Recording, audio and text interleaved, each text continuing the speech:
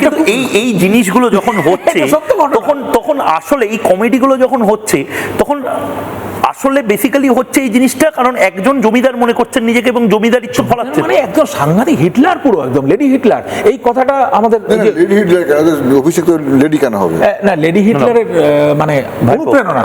তখন সব হেলমেট ছাড়া 3-4 জন যাচ্ছে, কি করে? ওদের মাথায় আশীর্বাদ রয়েছে, হাত রয়েছে না, অনুপ্রেরণার হাত তো সব। একজন গান গাইছে, গান গাইতে জানে না, বাংলা খেয়াল গাইছে, তার কোনো আন্দাজ নেই, তার মাথায় অনুপ্রেরণার হাত। পরপর 4বার রাজ্য সঙ্গীত একাডেমিতে বাংলা খেয়াল, নতুন শুনছি। আরে বিশ্বদেব চট্টোপাধ্যায় গেয়েছেন, তারাপদ চক্রবর্তী গেছেন, মান্না কাকু গিয়ে গেছেন, অভিমানে চলে যাও না, বাংলা খেয়াল বহু পুরনো।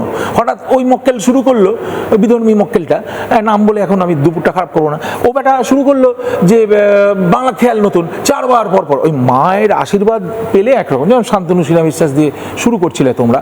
এই বাড়িটা রাস্তা পার হওয়া মুশকিল, গাড়ি পার হওয়া মুশকিল। একটা জন্মদিন হচ্ছে, একদিন আমরা 40 মিনিটস গুরুদুয়ারা থেকে, পিজি হসপিটাল থেকে তেইশপল্লী পৌঁছতে 40 মিনিটস বলে। সেদিন নাকি বাড়িটা কোথায়, মানে এসএসকেএম হাসপাতালের থেকে হরিশ মুখার্জি রোডটা 1 কিলোমিটার, 2 কিলোমিটার, যেটা 40 মিনিটস রাস্তা পার হতো। আমি নিজেও দেখতাম যে ওখানে দাঁড়াতে দিত না, মিডিয়াও যদি কোনো লাইভ করতে হয় সেখানে করতে দিত না, একদম করতে দিত না, ওখানে দাঁড়াতে দিত না। ওর মমতা বন্দ্যোপাধ্যায়ের বাড়িটাতে পিছনটায় নাকি আরো অন্য রাস্তা, parallel, Harish Mukherjee road, Kalighat road, Harish Chatterjee street.